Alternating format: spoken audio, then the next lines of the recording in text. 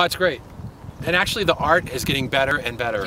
Somebody, I don't know if it was, there's one named Crime-Innie, and Crime-Innie posted, and some of it is hers. She's an artist and she does really cool drawings that are all Arnold-y stuff.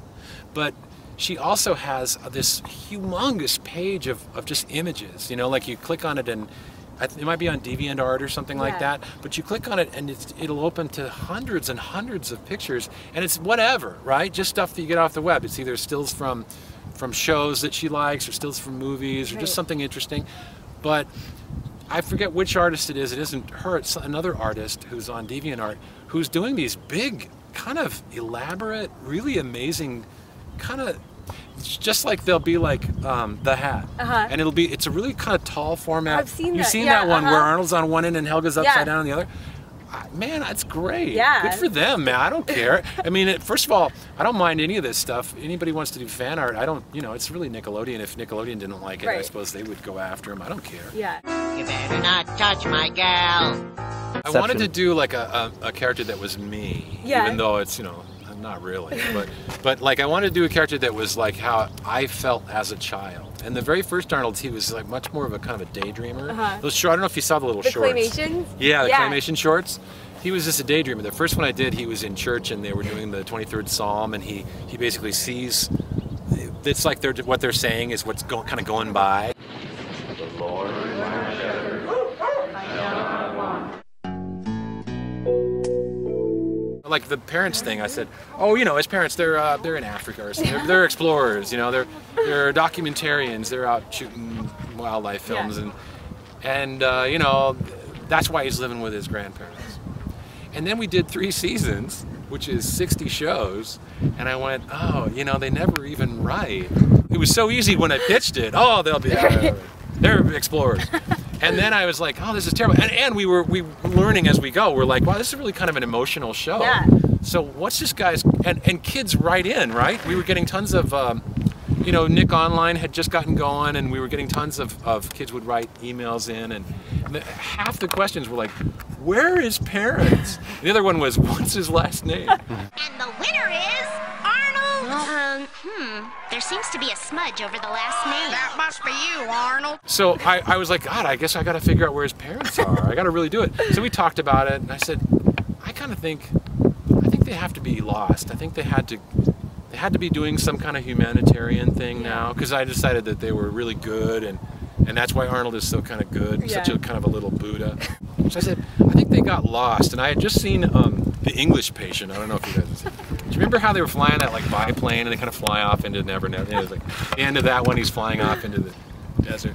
I thought that'd be cool. They're flying on like a biplane off, and they fly away, and they get lost, and they never come back, and it's not their fault. So you kind of, they're lost. Yeah. And then even that, we did that, and it's really sad. Maybe somebody starts a series and they know exactly how it's going to go, and they're like, it'll be 65 stories long, and all these things will happen, and it'll end this way. But I doubt it. I don't think anybody's really that good.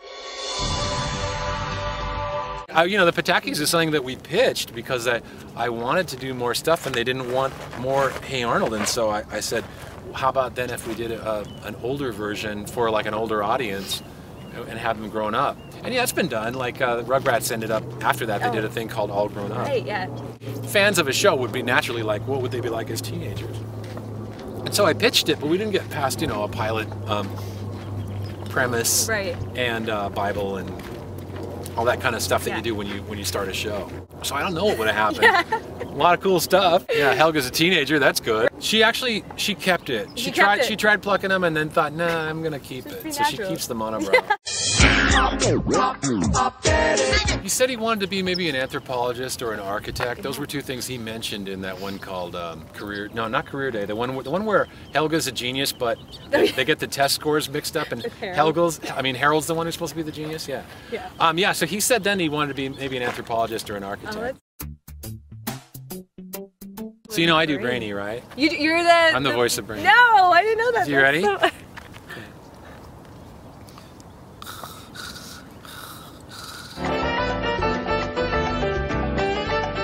Why doesn't she just tell him? Which, I mean, kids, especially when you're young, you're like, why is she so why does she make it so nightmarish for herself? Yeah. And we actually tried to do that. Like, if you listen to her monologues when she gets out the locket, she explains her motives in Monkey Business, which is it's a great one because it really sets up that she loves Arnold and wishes she could tell him.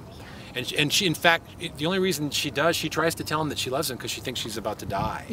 And then Phoebe bursts in and goes, "You're not going to die." And she goes, "Oh, thank God," and jumps out of bed and goes, "Yeah, great, fantastic." And Arnold's like, "What were you going to tell me that was so important?" She goes, "Nothing. I was delirious. And besides, why would I want to tell an idiot like you, football head?" And then she walks out. Yeah. And you're like, oh, okay, so she got off the hook again. But that's what she says in her monologue at the beginning. She says, "Someday I want to tell you, but hopefully not soon because it would be embarrassing and humiliating." Right. And and so that's her thing. She thinks that if she told him, everybody would laugh at her and she'd be the laughing stock. And she's afraid. She's vulnerable. She thinks maybe he might not return her love. Right. So she'd rather be abusive and kind of stuck in that kind of endless cycle of just being mean than dare to tell him the truth. Right. That's what, and I think that's really poignant. Yeah.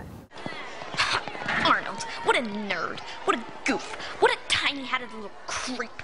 How I hate him. And yet, I love him. I think, God, childhood's all about unrequited love and about the one person that you really care about you can't tell, and then you never know. Early when we were first starting it, when we were just making the pilot, it was like, what if Helga secretly loved, pretended to hate him but secretly loved him? That was from the very start. That was the key thing.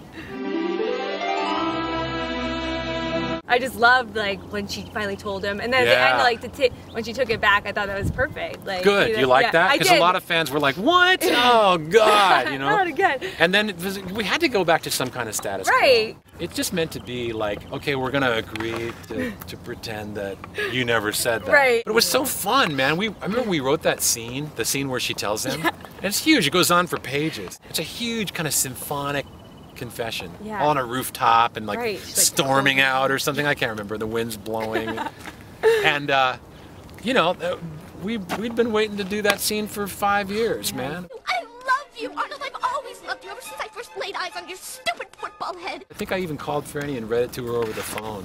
Like, "Oh man, listen to this. This is great. You won't believe this. You won't believe what you say." I'll smash your lamp, the antique chair. We were going to do one more called The Jungle Movie that was going to be where they all go to Central America where his parents disappeared and go looking for his lost parents. And in that one, it would be that Arnold, he knows how she feels. And so he ends up confessing to her under duress when they're way out in the middle of nowhere that he loves her too. That was what made the fans so mad, was that somehow hey, there's one more thing. They asked us to do a prequel to the Jungle Movie because that was what we were developing. We'd made the Arnold Saves the Neighborhood one, which became Hey Arnold the Movie. I was originally going to go on TV, and then the movie was going to be the Jungle Movie. But we finished the Neighborhood one, and they said, well, let's just put it out theatrically. Why not? So they put it out, but it didn't make enough money, and then they were like, no Jungle Movie. And I'm like, wait, you just made me make this prequel. That's one called The Journal. Right. It's an hour long. It's a huge deal. And they made me do it. They're like, make a prequel that sets up the Jungle Movie. And that one ends with a cliffhanger where he finds a map. He's like, Grandpa, I found a map. Right. Blank. End of series. To me, I was like, fine, it'll be like a throwdown. I'll be like, I dare you guys to cancel this series now. Come on, look, he just said he found a map, but we have to make this movie. And they're like, no, we don't. Oh, no. So sometimes you kind of, I don't know, sometimes you paint yourself in a corner. So anyway, yes, fans, Arnold loves Helga. They're meant for each other. They'll live happily ever after. They get married someday. They make kids. It's amazing.